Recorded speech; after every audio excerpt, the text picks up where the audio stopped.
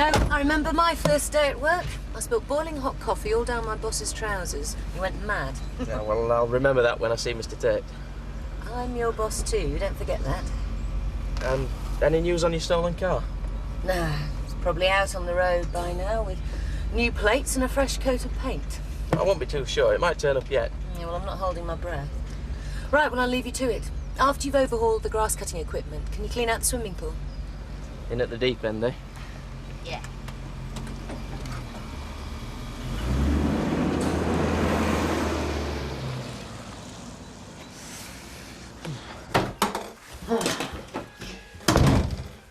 I keep taking clothes off the top, but the pile never seems to go down. Sounds like a good definition of farming, that does. Have you got any further sorting out who's minding Victoria when you start work? I'll ring the nursery later. Well, that's cutting it a bit fine. You start next Monday. Well, Jack, there's not much I could do over Christmas, was there? No, I suppose not. Be a relief when it gets sorted, though. Oh, I've just seen two brass monkeys out there, huddling together to keep warm. Just the sort of day for standing on top of a freezing cold hill and mending dry stone walls, then, eh? He's got a warped sense of humour, your husband, hasn't he? I'll swap you 7 hours of housework any day. Oh, Kathy, you haven't even touched your breakfast. I'm not hungry. This won't do, love. You've eaten next to nothing these past few days. I'm just leaving. But I'm worried about you. Are you going to get up today? It's lovely and crisp outside. I just want to sleep. Oh, come on. There's still a bit of the festive season left. Look, why don't you and I go out for a nice meal together this afternoon? Celebrate Christmas properly. What have I got to celebrate? Go on, we best get cracking, Ned. I'll tell you what we should do. Ring one of those countryside associations. The one that send volunteers over on a weekend to repair dry stone walls for fun. Fun? Oh, I am for now. Can you just picture you and me? Flasks, couple of deck chairs, acting as foreman. Dream on, Ned, lover. Anyway, these won't wait till the weekend. Ah, well, it's worth a try, yeah? I'll tell you what, though, if they've got any members who don't mind getting up at 5 to milk cows, I could do with a Sunday lie-in. I'll ring them up and arrange it. Come on, real world beckons. See you, love. See you later. Hello? Oh, Professor McKinnon. Yes. Had a lovely Christmas, thank you. Did you manage to get any work done on your book in between the mince pies and the socialising? Oh, I see.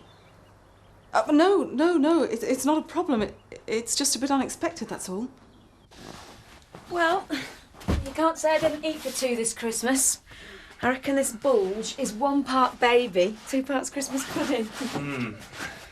Still, it was nice, wasn't it? Just the two of us. Hello? Anyone there? Sorry, I was miles away. Anywhere I know? To be honest, I was thinking about Kathy. Huh? Do you think she's really having an affair with the doctor? Well, it certainly looks like it. It just seems so dissimilar. Oh, forget it, Chris. What do we care what Kathy's up to, eh? Nice Christmas, Mr. Turner. Might as well not have happened. I spent Christmas on my own with a bottle of scotch, watching the television. I just got quietly blottoed. Sounds like bliss to me. Well, it wasn't. Should have rung me, Alan. Come round for some company. After all, we are friends. Aren't we? Yes. Oh, I know your offer makes sense. I just don't want to lose the woolpack. Well, what's the alternative? I wish I knew. No, why prolong the agony, eh? I'll tell you what I'll do. I'll ring my solicitor this afternoon and get him to draw up a partnership agreement. There must be some other way. You think you find that there isn't? It makes sense. Get rid of your worries by letting me come in with you. Start living your life again.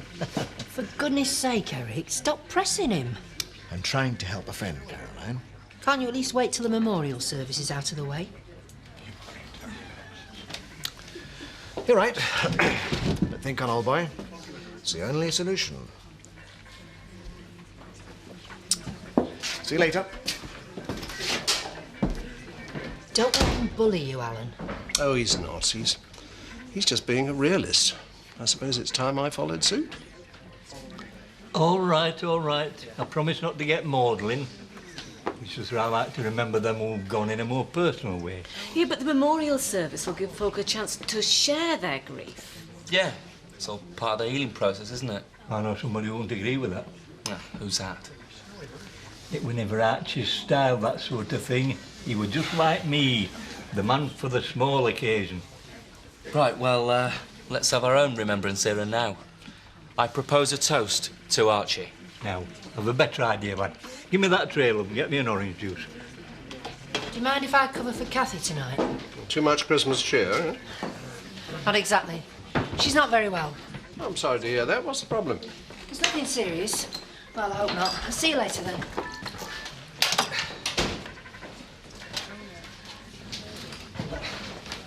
What's going on? Where are you going with that, you silly old devil? A man's got to do what a man's got to do. Ned, when your kids were little, did Jan go out to work? This is about Sarah's job, right? Aye. It's all changed since mine were toddlers. The way things used to be around here. The man went out to work, the woman cared for the kids in the house, and everybody knew exactly where they stood. Yeah, but that isn't the reality anymore. Dead right, and it's a crying shame as far as I'm concerned. I don't mind Sarah working. I want her to be happy, you know, doing something that fulfills her. But? I'm worried about Victoria. She's coming up to nearly 1 year old and already we're planning on farming her out. I mean, is that right? Well, it's really none of my business, Jack. She's had a hard little life so far. I wonder if maybe this thing of Sarah's is all too soon. Have you told her this? I've just been trying to encourage her, really. Thought it was for the best. Now I'm not so sure.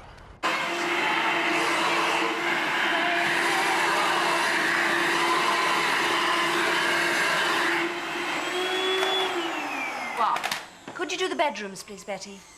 There's a kitchen still to do. I'm trying to get some marking done. Would you mind? Afternoon, Dr. M.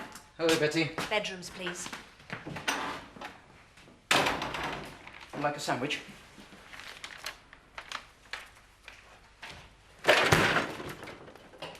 How long are you going to keep up this silent treatment?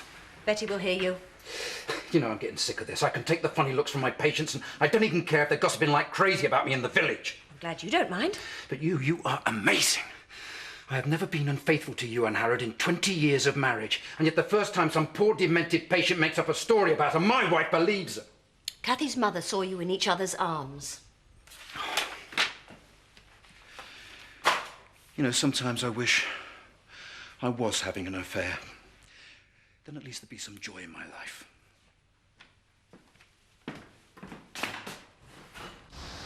Yes to you, Archie. Wherever you may be. He'll be up there. He had his faults, did Archie, but he'd a good heart.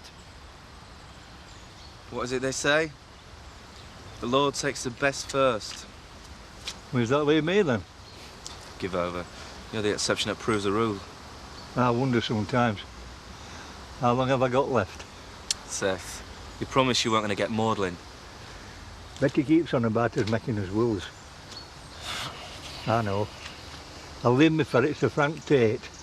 It'll be home from home for them living on his land. Turner can have my bike, get a bit of fat off. And I'll leave Eric Pollard Family Bible with 10 Commandments underlined. Can't wait for the reading. And do you know what I want singing at my funeral?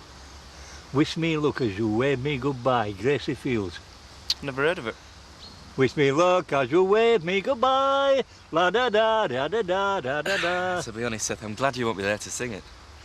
I'll be up there with Archie. Talks to you lot. Give me a chance to make it straight with him. What? Do you still owe him a fiver? It's on my conscience. What do you mean? Can't forget that neaty deed. If me and him entered that row at Woolpack. Seth, you can't go blaming yourself for that. Can't I?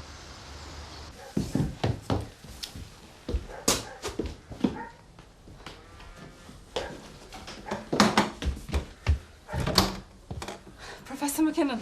Hi, Mrs. Sugden. Forgive me, but do you mind if we get straight down to business? Fine. I got a meeting at 2:30 with one of my PhD students. He's having a trauma, but then again, they always are. You said on the phone you'd like me to start work straight away. Well, the truth is, I have a publisher who wants everything done yesterday, and I must confess the mince pies and the Christmas socializing did kind of get in the way of work. Hey, you're interrupting my quality vegging out time here. We need to talk. Look, I'm not in the mood, Jess. Mum and Dad's marriage is crumbling before our very eyes and you're not in the mood to talk. Oh, don't be a drama queen. They're just having a row. That's what married couples of their age do. Big drag, but that's reality. Well, I'm beginning to believe that Dad is having an affair. Yeah? Who's doing the catering? Look, it's no joke. It's that Kathy woman. Jess, can you really imagine Dad, doing it with Kathy? Oh, don't be so I mean, it makes me sick. feel ill just thinking about him doing it with Mum. I must have done it at least twice. Well, I'm glad you find it all so very funny, Luke. Dad's explained everything to me and I believe him. So why is Mum being so icy with him? Well, there's something they're not telling us, and it must be something pretty damn major. I was 12 years old and couldn't sleep. So I crept downstairs, heard my father's voice from the study. I tiptoed down the hall and listened at the open door. I couldn't believe what I was hearing. He was reading poetry to my mother. Shall I compare thee to a summer's day? Thou art more lovely and more temperate. What an old romantic. Well, I hadn't thought so before then, and that was the point, you see. I thought if Shakespeare's sonnets could move my dear, stiff old mom and dad like that, well, there must be something in them. Ever since then, well, they've always been my special study, I guess. A bit of the old personal connection. And hence your labour of love. Right. So, how far have you got with it? Yeah. Well, this is where you come in. I'm in danger of letting it turn into love's labour's lost. You see, if I'm being honest, I'm not exactly Mr. Organized. I'm afraid that's pretty obvious. And that's exactly why I need you to be my general factotum. I need you to organize me, Sarah. Hang on a minute. I thought you wanted me just to do the typing and index the book. Well, collate my notes and double-check on my references and research material. It's rather a lot more than I expected to be doing. I know what you're going to say, and you're right. The money isn't enough. So how about an extra 50 pence an hour? Pound. Agreed. It isn't really the money, though. It's a much bigger responsibility. Isn't it going to be pretty time-consuming? Now, I've thought about that. Now, how about, rather than drive all the way into Leeds, you do the work at my house? I'm not sure. It's close by. Just 20 minutes by car. I wasn't exactly looking forward to the Leeds rush hour. So what do you say? All right, then.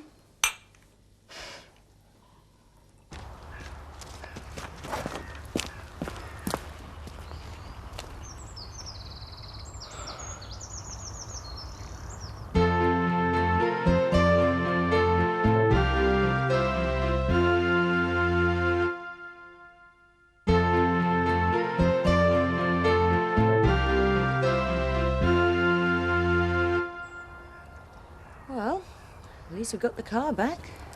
Yeah, but it's going to cost you a fortune to get it out. Too right it will. And joyriders are mindless, aren't they? A beautiful car like that. I suppose you've got to laugh, Frank. I can't think of one good reason. Someone steals one of our cars and ends up dumping it in our swimming pool. It's no coincidence. What? Well, you think about it, Kim. It does seem a bit bizarre. This is personal. This is a vendetta. You said you'd know this afternoon if there was a place coming free in the nursery. Oh. Well, thanks anyway. Bye.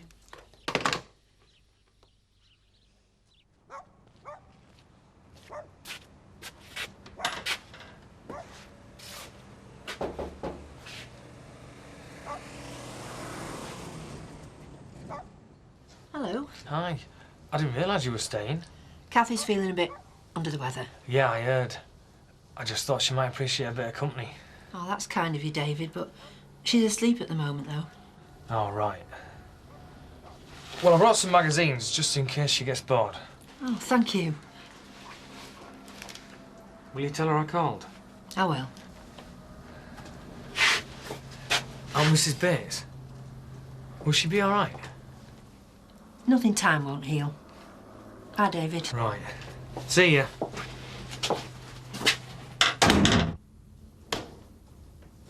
Oh, who was at the door?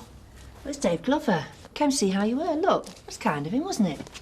So they all know now. Oh, what are you talking about, love? Everyone must be gossiping about me behind my back. Don't be so daft. And they'll all take Bernard McAllister's side, pillar of the community. Stop it, love. Because Kathy Tate can't even keep her marriage together. Come here. I just feel like giving in. This is Kathy. I can't come to the phone right now. Please leave a message after the tone. Oh, I'm glad to be home. It's cold out there. Oh, thanks very much. Good news and bad news. Good first. I bumped into your dad. They found Kim's sports car. I'll be pleased. Took him ages to find the right year and model. The bad news is, it's in the swimming pool at the holiday village. I couldn't help myself either. Kim won't be very pleased. At least he's got his pride and joy back. He was on the phone. Oh, it's a wrong number. You put your chairs right up against the wall, clear them right up against the moss. That's the idea. Now, create some space. Oh, dear me. How are you going to cope when you have your own weddings to sort, eh? Give me a break, I'm only 9. Well, you're never too young to learn that life is all about forward planning. Mum, can I go home and watch a video? No, you cannot. This is the Windsor's contribution to the barn dance. So grim and varied.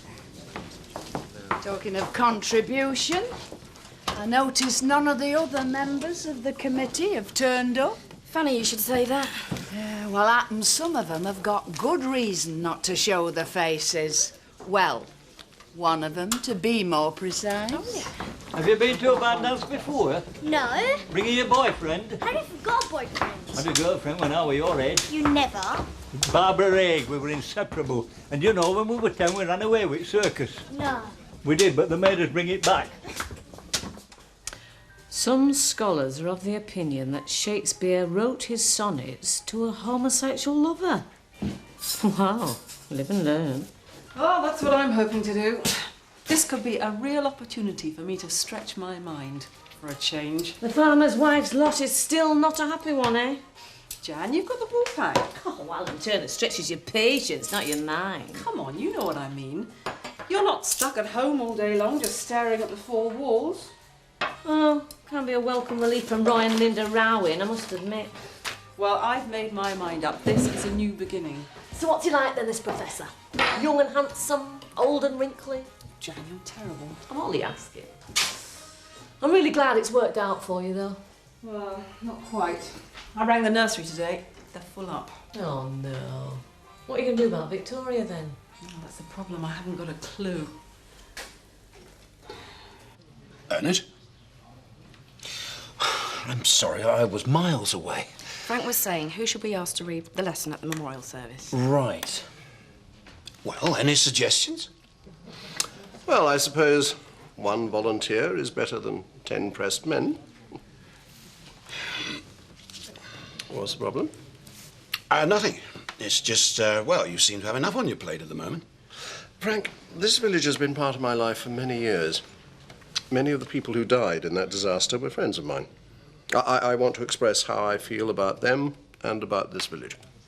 If you're sure you're up to it. I want to do it. Well, what do we think?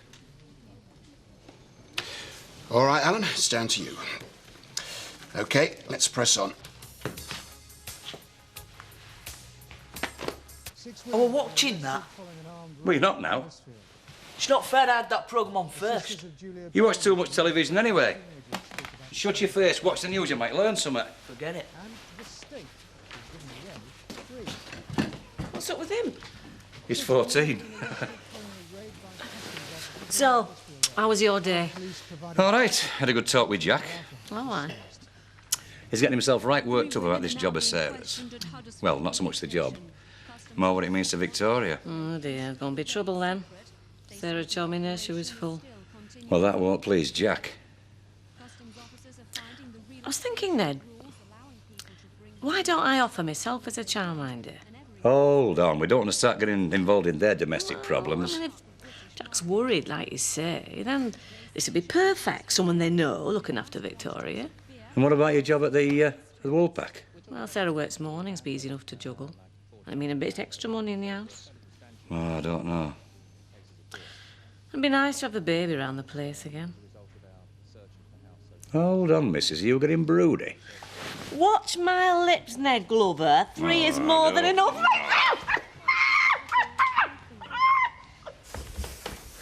She's asleep. Jack, can I tell you about the work I'm going to be doing?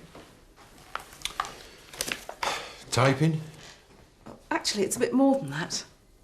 I'm really pleased. Yeah?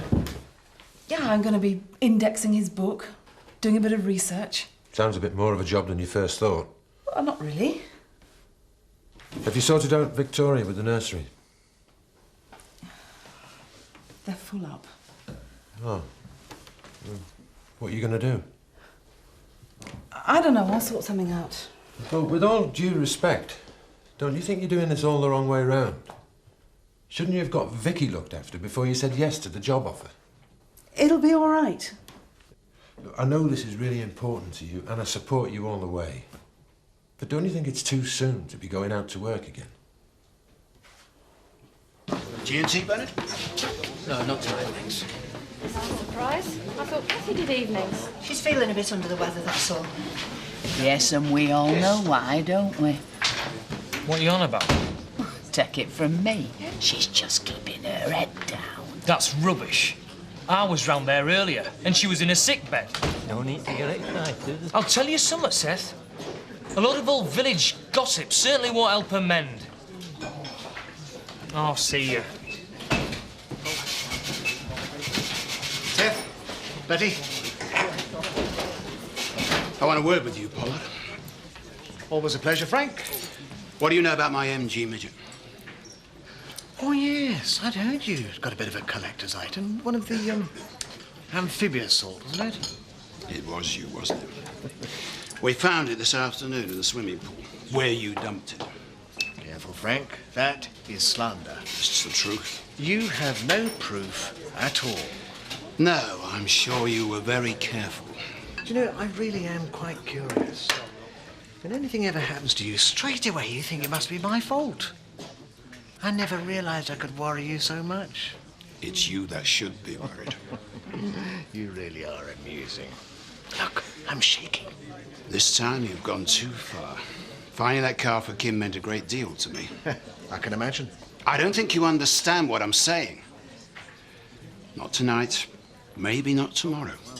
But one day, when you least expect it, when you're off your guard, I will get you.